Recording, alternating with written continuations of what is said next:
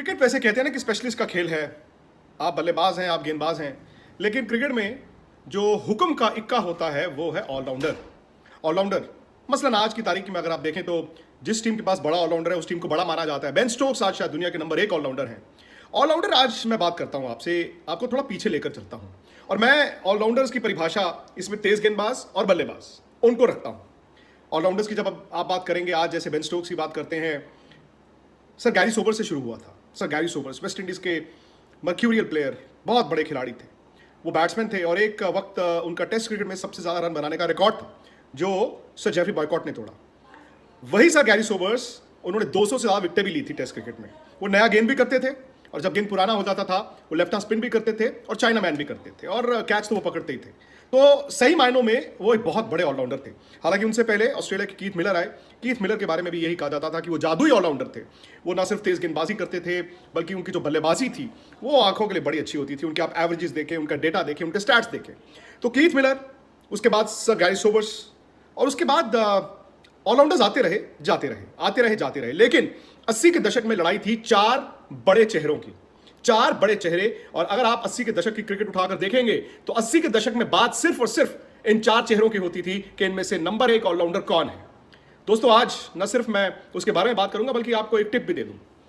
Player spots करके ये एक ऐप है जो आप देख भी रहे हैं। इसको आप फटाफट से डाउनलोड कर लीजिए क्योंकि आप अपनी क्रिकेट की नॉलेज को टेस्ट कर सकते हैं, क्विज खेल सकते हैं, लाइव क्विज खेल सकते हैं। और आज जिस ऑलराउंडर्स के सब्जेक्ट पर मैं बात करूंगा वो लाइव क्विज आप खेल सकते हैं। और उसमें मजे की बात यह है कि ना सिर्फ अपनी क्रिकेट की नॉलेज को टेस्ट कर सकते हैं बल्कि हर रोज आप पैसे भी जीत सकते हैं। आप कई लाख रुपए का इनाम हर रोज जीत सकते हैं। और ज्यादा से ज्यादा दोस्तों को अगर आप रेफर करेंगे वो डाउनलोड करें, जो कि आपको स्पोर्ट्स तक की इस चैट के लिंक में जाकर, आपको वो डिस्क्रिप्शन लिंक में जाकर वो लिंक मिलेगा। आप उसको डाउनलोड करेंगे, उसके बाद वो खेलेंगे तो आपको उसका भी इनाम मिलेगा, आपको उसके भी पैसे मिलेंगे। तो ना सिर्फ अपनी क्रिकेट की नॉलेज को टेस्ट करेंगे बल्कि आप इनाम भी जीत सकते हैं। और आज जो ऑलराउंडर्स पर सब्जेक्ट है उसमें 4 नाम कौन से हैं आप समझ गए होंगे। Kapil Dev, sir Ian Botham, Imran Khan, sir Richard Hadlee. ये 4 बड़े खिलाड़ी थे और ये चारों तेज गेंदबाज थे और चारों ने कई रिकॉर्ड तोड़े। 80 के दशक में हालांकि वनडे क्रिकेट बहुत ज्यादा नहीं होती थी, तो मैं अगर पैमाना सिर्फ टेस्ट क्रिकेट को ही रखूं तो आपको सुनकर हैरानी होगी कि ये चारों जो ऑलराउंडर्स थे अपनी अपनी टीम में वो बल्लेबाज के तौर पर भी खेल सकते थे और तेज गेंदबाज के तौर पर भी खेल सकते थे। और इनमें से सर इयन बॉथम को शायद सबसे बड़ा ऑलराउंडर माना जाता था। सर इयन बॉथम ने एक वक्त पर गेंदबाजी का सबसे ज्यादा विकेट लेने का रिकॉर्ड भी बनाया था। डेनिस लिली का रिकॉर्ड उन्होंने तोड़ा था। और सर इयन बॉथम ने 5000 से ज्यादा रन बनाए, 1400 बनाए और 383 टेस्ट विकेटें थी। लेकिन हमारे कपिल पाजी किसी से कम नहीं थे। इन चारों ऑलराउंडर्स में सबसे ज्यादा रन उन्होंने ही बनाए, 434, यानी कि सबसे ज्यादा विकेटें भी उन्होंने ही ली। और ये भी हकीकत है कि वो सबसे ज्यादा टेस्ट मैच भी उन्होंने खेले। और कपिल पाजी क्योंकि भारत की तरफ से खेलते थे, पहला ऐसा तेज गेंदबाज जिसने भारत की तरफ से जाकर नया गेंद न सिर्फ किया बल्कि दुनिया को डराया भी। और उनकी कप्तानी में भारत वर्ल्ड कप भी जीता था। लेकिन जब कहते हैं ना कि गेंदबाजी में सर रिचर्ड हैडली का कोई सानी नहीं था। एक वक्त कपिल पाजी ने जब रिकॉर्ड तोड़ा था तो 431 विकेटों का रिकॉर्ड सर रिचर्ड हैडली का ही था। लेकिन सर रिचर्ड हैडली को ऑलराउंडर कहते तो थे, लेकिन उनकी सिर्फ टेस्ट क्रिकेट में 2 ही शतक थे, यानी कि शतक उनके बहुत ज्यादा नहीं थे। और अगर आप ऑलराउंडर की परिभाषा में देखें तो सर रिचर्ड हैडली ज्यादा बड़े गेंदबाज थे, बल्लेबाज बहुत ज्यादा बड़े नहीं थे।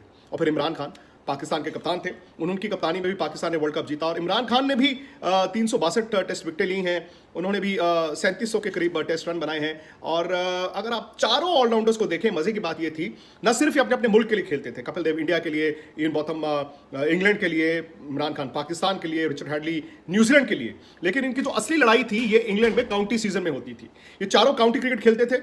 सर रिचर्ड हैडली नॉटिंघम से खेलते थे, नॉटिंघमशायर से खेलते थे। और सर इयन बॉथम ने तो शुरू किया था सॉमरसेट से, लेकिन जब सॉमरसेट से उनकी लड़ाई हुई, जब इयन बॉथम और जॉयल गार्नर को निकाला गया तो इयन बॉथम ने कहा कि मैं भी नहीं खेलूंगा। उन्होंने अपने होम सॉमरसेट को छोड़कर उसके बाद वो वुस्टरशायर गए, बाद में वो थोड़ा सा डरहम से भी खेले। जिंदा दिल इंसान थे। तो कपिल पाजी नॉर्थहैम्पटन से शुरू हुए, फिर वो भी वुस्टर गए, उसके बाद इमरान खान ससेक्स और वुस्टर। तो ये चारों काउंटी क्रिकेट में खेलते थे। तो इनका कहते हैं कि कंपटीशन इतना ज्यादा था कि एक दूसरे से बेहतर करना चाहते थे। हालांकि उसी वक्त क्लाइव राइस करके भी एक ऑलराउंडर थे, वो साउथ अफ्रीकन थे, लेकिन वो उस दौरान साउथ अफ्रीका पर क्रिकेट का बैन लगा हुआ था, तो वो इंटरनेशनल क्रिकेट अपनी पीक में नहीं खेले। वो नॉटिंघम से खेलते थे, वो भी काउंटी खेलते थे। तो काउंटी में इन पांचों के बीच बड़ा कंपटीशन रहता था, कौन किससे बेहतर, कौन किससे आगे, कौन किससे पीछे, कौन बल्लेबाजी आज अच्छी कर गया, कौन गेंदबाजी आज अच्छी कर गया। तो ये कंपटीशन था।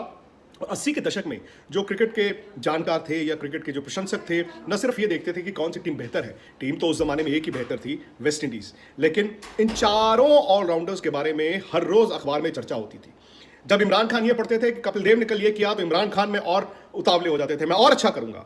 जब कपिल देव पढ़ते थे कि सर इन बॉथम ने ये किया, तो वो अपने प्रदर्शन को और बेहतर करते थे। और यही चीज रिचर्ड हैडली और इन बॉथम के साथ भी थी। बल्कि एक बड़ा दिलचस्प किस्सा है, पाकिस्तान के साबिक कप्तान, उनके फॉर्मर कैप्टन रमीज राजा, उन्होंने एक बार बताया था कि अगर हम इंडिया और पाकिस्तान के मैच हो रहे होते थे और अगर कोई भी पाकिस्तान का बल्लेबाज कपिल पाजी की गेंद पर आउट हो जाता था, तो इमरान खान छोड़ते नहीं थे। इमरान खान फिर बड़े गुस्से में आ जाते थे कि तुम कपिल देव से आउट हो गए हो। तो इतना कंपटीशन इन सब में था, और इस कंपटीशन की वजह से आप देखें, पाकिस्तान का अपना स्टैंडर्ड ऊपर गया, इंडिया का स्टैंडर्ड ऊपर गया, इंग्लैंड और उसके बाद न्यूजीलैंड भी। हालांकि 80 के दशक में इन चारों टेस्ट टीमों ने टेस्ट क्रिकेट को डोमिनेट नहीं किया, लेकिन ये चार बड़े स्तंभ थे। और चार बड़े स्तंभ थे। कपिल पाजी के बारे में ये था कि भारत स्पिनर्स का मुल्क हुआ करता था, और स्पिनर्स का ये हाल था कि नया गेंद भी स्पिनर से करवा लिया जाता था, और मीडियम पेसर्स हल्के फुल्के जो हैं पार्ट टाइमर्स भी नया गेंद करते थे। कपिल देव ने पहली बार आकर यह बताया कि भारत में तेज गेंदबाज जो है वो विकेटें लेगा, वो तेज गेंदबाज दुनिया को डराएगा। इनफैक्ट उनकी आधे से ज्यादा विकेटें होम कंडीशंस में है, जो कि सबसे ज्यादा मुश्किल है। सब कॉन्टिनेंट उस जमाने में 80 के दशक में जो पाटा विकेटें होती थी, वहां पर कपिल देव ने इतनी विकेटें ली हैं, और जब जब वो विदेश गए हैं उन्होंने बेहतर भी किया है। तो ये ऑलराउंडर्स की लड़ाई ऐसी थी, अगर आप पैमाने पर रैंक करने की कोशिश करें, पता नहीं, बड़ा मुश्किल होगा, क्योंकि हर खिलाड़ी की अपनी एक परिस्थिति होती है, एक कॉन्टेक्स्ट होता है उसकी अपनी टीम का।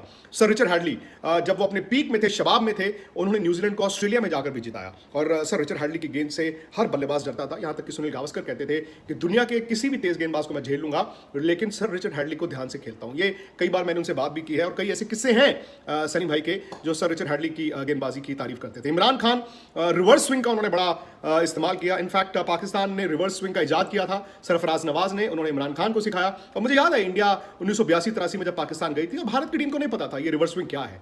ये भी हकीकत है कि पाकिस्तान की टीम उस जमाने में जिसे बॉल टेम्परिंग करते थे, वो गेंद को बनाते थे, वो बॉटल के जो ओपनर होता है ढक्कन से गेंद को छीलते थे, कड़े से गेंद को छीलते थे, और बाकी टीमों को पता नहीं चलता था। इमरान खान ने उस सीरीज में 40 विकेटें ली थी, इंडिया बुरी तरह हारा था। उनके कुछ स्पेल्स ऐसे थे कि दिलीप वेंगसरकर ने लेफ्ट कर बोल्ड हो गए, गुंडप्पा विश्वनाथ, द ग्रेट गुंडप्पा विश्वनाथ ने लेफ्ट किया, बोल्ड हो गए, और विश्वनाथ उसके बाद खेल ही नहीं पाए। लेकिन उसी सीरीज में अगर आप कपिल देव का प्रदर्शन भी देखें तो कम नहीं था। तो इस लिहाज से बड़ा मुश्किल होगा ये जज करना कि कौन नंबर 1 ऑलराउंडर था। लेकिन अगर आप गेंदबाजी में बात करें तो हर कोई ये कहता है कि शायद सर रिचर्ड हैडली इन सब में से सबसे काबिल तेज गेंदबाज थे। बल्लेबाजी की बात करें तो शायद इयन बॉथम। कपिल देव के बारे में ये कहते हैं कि शायद उन्होंने अपनी क्षमता से कम रन बनाए, और कपिल पाजी खुद कहते हैं कि सुनील गावस्कर उनको कहा करते थे कि कपिल, तुमने 1500 से लेकर 2000 टेस्ट रन कम बनाए हैं जो तुम बना सकते थे। अंदाजा लगाइए, 7000 टेस्ट रन उनके हो सकते थे। 7000 टेस्ट रन, यानी कि आप दिलीप वेंगसरकर और गुंडप्पा विश्वनाथ उन बल्लेबाजों की बात कर रहे हैं जिनके इतने रन थे। तो इतने बड़े वो खिलाड़ी थे, और भारत के लिए तो खैर कपिल देव जादुई खिलाड़ी थे। और अगर आप अपनी नॉलेज टेस्ट करना चाहते हैं कपिल पाजी के बारे में, तो आप फटाफट ये जो प्लेयर स्पॉट्स मैंने आपको बताया है, ये ऐप डाउनलोड कीजिए। आज आप लाइव क्विज खेल सकते हैं कपिल पाजी के बारे में। ना सिर्फ अपनी, जैसे मैंने कहा, नॉलेज टेस्ट कर सकते हैं, बल्कि आप तो इनाम भी जीत सकते हैं। बड़ा मुश्किल है। हालांकि अगर आप दुनिया की ऑल टाइम टेस्ट 11 चुने, किसको चुनेंगे ऑलराउंडर के तौर पर? क्या वो सर गैरी सोबर्स को चुनेंगे? क्या आप कीथ मिलर को चुनेंगे? या फिर आप Kapil Dev, Imran Khan, Ian Botham, Richard Hadlee में से किसी को चुनेंगे? या फिर उनके बाद भी आज बेन स्टोक्स खेल रहे हैं, और एक ऑलराउंडर को हम भूल रहे हैं, याक कैलिस। उनके 10,000 से ज्यादा रन हैं। विकेटों के लिहाज से उनके विकेटें देखें, उनके कैचे देखें, नंबर्स के हिसाब से तो कैलिस जैसा कोई नहीं, लेकिन जो इंपैक्ट इन चार ऑलराउंडर्स ने 80 के दशक में दिया था, उसने टेस्ट क्रिकेट को जिंदा रखा।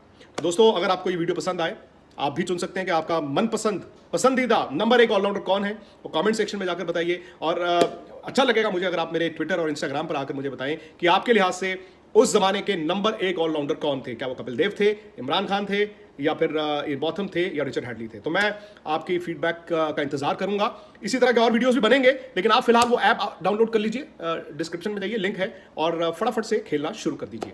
मिलेंगे एक बार फिर आपके साथ कुछ इसी तरह के पुराने किस्सों के साथ। इमरान खान की तारीफ विक्रांत गुप्ता सर ने भी की है, और इमरान खान एक अच्छे खिलाड़ी थे और एक अच्छे लीडर भी हैं। तो इस वक्त इमरान खान की तबीयत बहुत नासाज है, आप दुआ करें, और इस चैनल को सब्सक्राइब कर दें, वीडियो को लाइक कर दें और शेयर कर दें, और इस चैनल को लाजमी सब्सक्राइब कर लें ताकि हमारी हौसला अफजाई होती रहे।